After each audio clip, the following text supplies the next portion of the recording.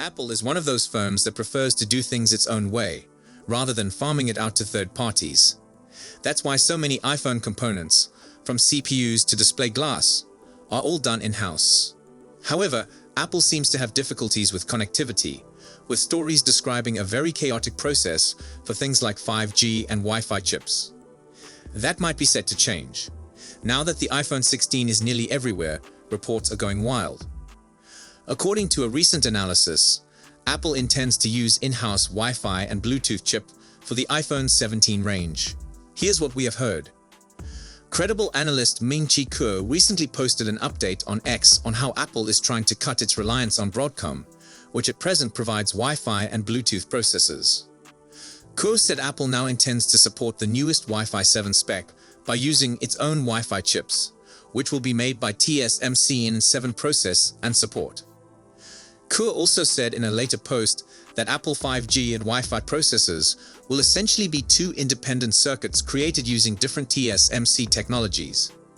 According to Kuo, this suggests the forthcoming iPhone SE4 may use a Broadcom Wi-Fi processor yet feature an Apple 5G modem.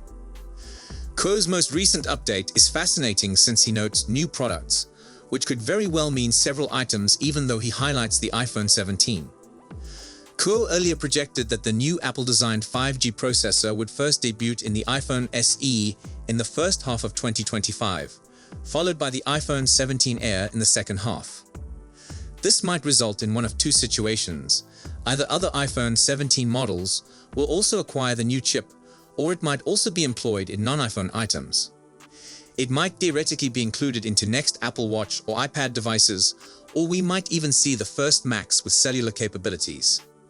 Nonetheless, it looks that Apple's in-house 5G, Wi-Fi and Bluetooth technologies are now close to debuting after years of research and development, and plenty of online rumors. Now, in a new leak, Apple is believed to commence the development of the base iPhone 17 model anytime soon in India, as it's slowly decreasing its dependence on China. While the entire iPhone 17 series is set for significant enhancements, fans are quite enthused about the iPhone 17 Pro Max, which will likely go through a major hardware redesign.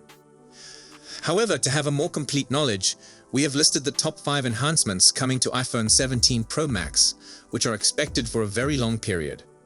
With iPhone 17 Pro Max, Apple is looking for a big hardware update with a new A19 Pro chip. Alongside the new generation processor, the smartphone may also have 12 GB RAM, considerably improving the performance.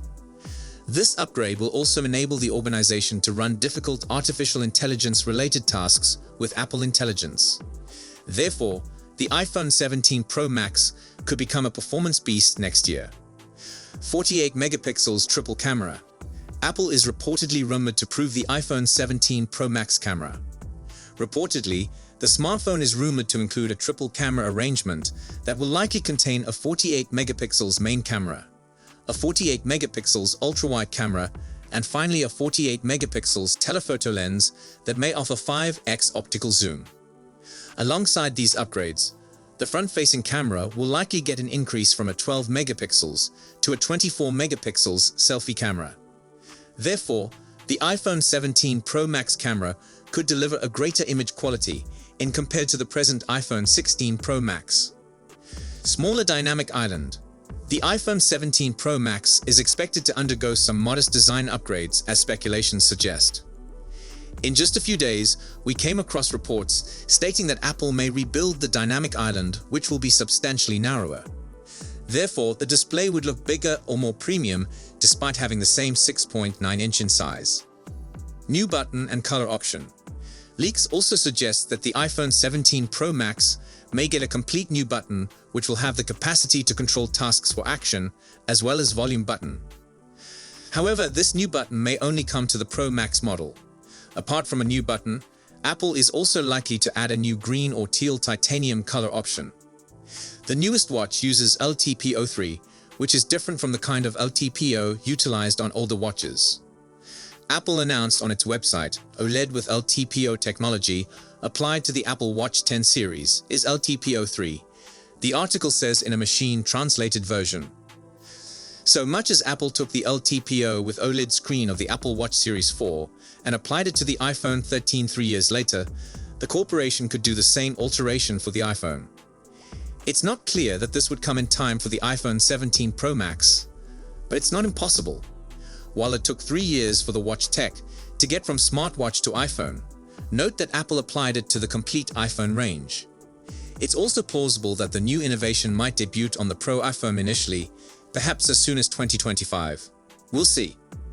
As for the new design, it is reported by analyst Jeff Pugh, as reported by Joe Rossignol at Mac Rumors.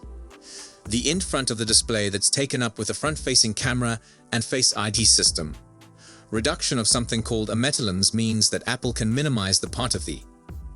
As you'll know, dynamic island is the term Apple uses for the way the screen around the cutout shrinks, grows, and changes shape to add extra information to the home screen.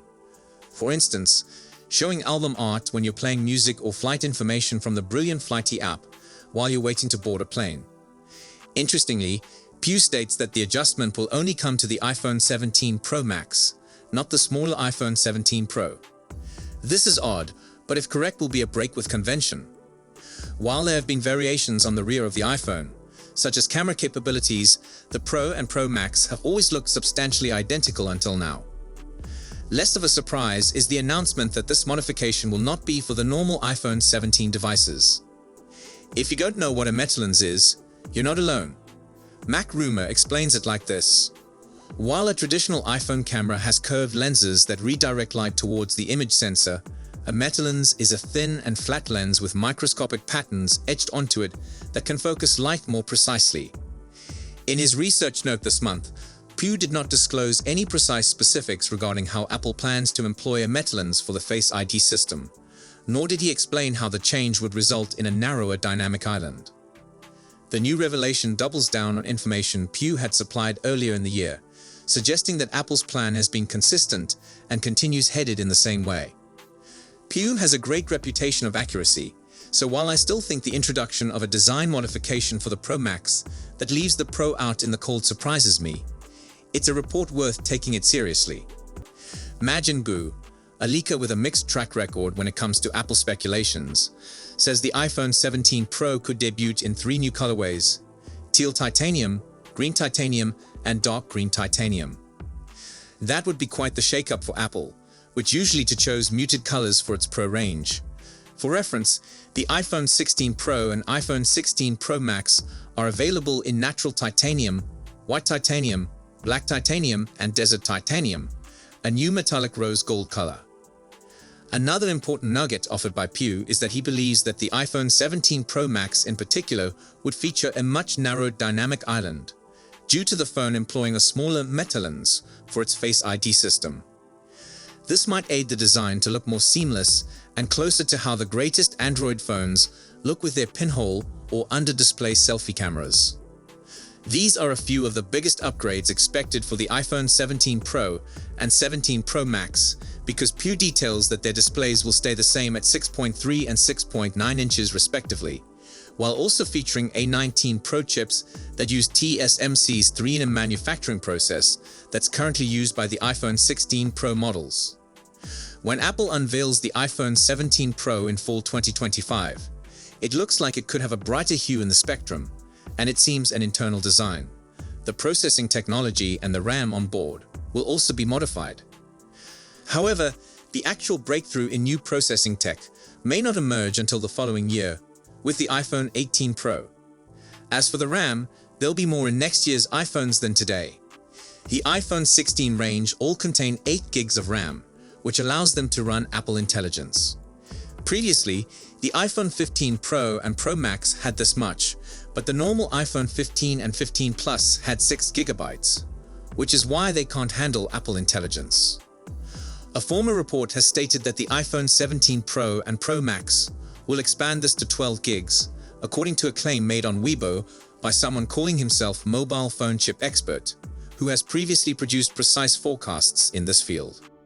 As Macrumors adds, terms like 3 nanometer and 2 nanometer describe generations of chip manufacturing technology, each with its own set of design rules and architecture. As these figures decline, they often reflect decreasing transistor sizes. Smaller transistors allow more to be squeezed onto a single chip, frequently resulting in higher processing speed and improved power efficiency. This year's iPhone 16 series is based on an A18 chip design built on a second-generation N3E 3nm process. However, the Weibo report indicates that if you're thinking of acquiring an iPhone 17 Pro to obtain this 2nm CPU, you may be disappointed. Instead, it now looks like the iPhone 18 series, and maybe only the Pro and Pro Max variants at that, will transition to 2nm, with the iPhone 17 Pro employing 3nm chips like the iPhone 16 does. The truth is that Apple is incredibly careful with how it uses its CPUs. For sure, the phone will promise that whatever the processor, that it will be speedy and strong enough to execute what the application demands it to. Look no further than the iPhone 16 range, which all managed to extend battery life over the preceding iPhones through a combination of bigger battery cells, more efficient processors, and properly calibrated software. So, if you enjoyed this video, please don't forget to give it a thumbs up and subscribe to our channel for more exciting tech news and updates. Thanks for watching, and we'll see you in the next one.